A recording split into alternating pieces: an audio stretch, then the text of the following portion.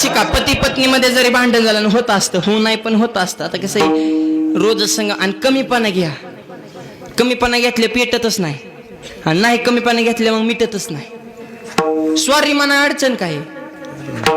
आणि एक वेळ तुम्ही कमीपणा घ्याचा,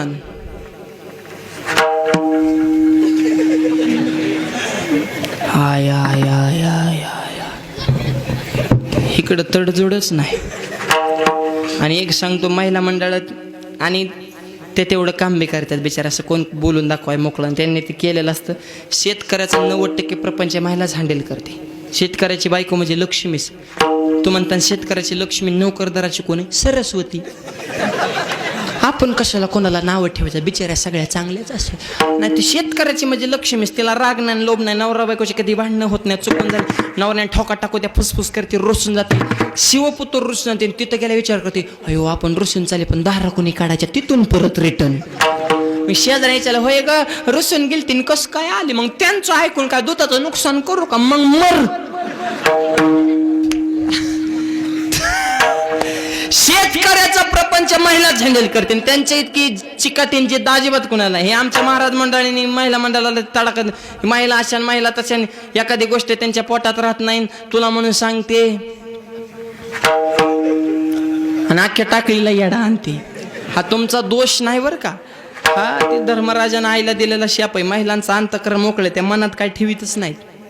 जे त्यांना कळालं ते पुढच्याला सांगून टाकतात, कारण त्यांचं मन मोकळे. त्याच्यामुळे अटॅकचं प्रमाण त्यांच्यात कमी. कोणत्या डॉक्टर दिसलं तुम्ही, अटॅक कुणाला जास्त आहे, अटॅक इकडं जे असतात ह्यांच्याकडे अटॅक कमीत, कारण त्या मोकळ्या मनाचे असतात. आणि हसण्याची पद्धत सुद्धा बघा, कीर्तन सुद्धा महिला म्हणजे मोकळ्या मनाने हसणार, आणि पुरुष मोकळा हसणार, तुला काय झाले. म्हणजे हसताना सुद्धा हे जगून हसतात. अरे ज्याला हसता येतं त्याला 4 माणसात बसता येतं आणि गर्दीत घुसता येतं. पण माणसाच्या जन्मात येऊन खूप हसा, तरुणपणात पार मारतात गुस्सा, म्हणजे एम तुमचा कापणार नाही खिसा. ना तर आज सगळ्यांच्या चेहरा हसतो, एक दिवस भीतीला टिकून बसतो, आणि उदबत्याचा वास त्याच्या नाकात घुसतो.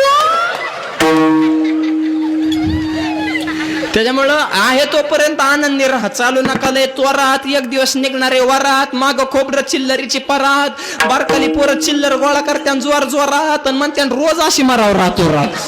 काय कोणाला घेणं नाही आपल्या वाचून. त्याच्यामुळे आनंदी जीवन जगा.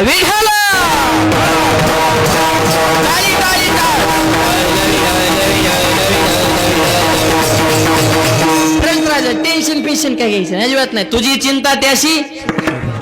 एवढं मोठं संकट आलतं कोरोनाचं अख्ख्या जगावर, पण टळलं का नाही, गेलं का नाही. आता पहिल्यासारखं झालं का नाही, हळूहळू अजून थोडा आहे पण सुरळीत सुरू झाल्या. म्हणजे किती विघ्न येऊ द्या, घाबरायचं नसतं, डगमगायचं नाही. पडता जडबारी दाशी आटवावा, आणि मग देव काय करतो, मग तो होणे दिशीन आड गाली सुदर्शन विरहला.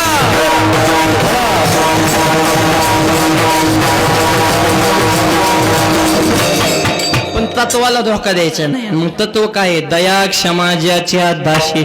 मग हे त्यांच्या दाशीत नाथबाबाने ह्याच्यातून तुम्हाला सांगायचंय की तुमच्या अंतःकरणामध्ये सुद्धा दया क्षमा ठेवा.